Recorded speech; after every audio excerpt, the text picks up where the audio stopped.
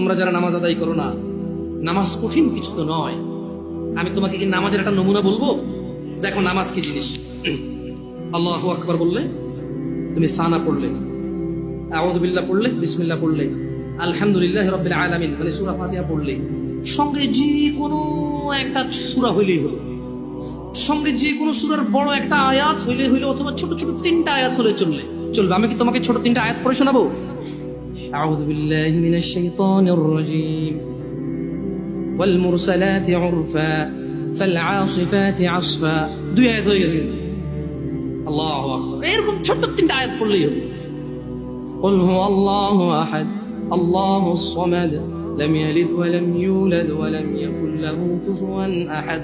তো জামশেদ ভাই, নামাজ সহজ কিভাবে?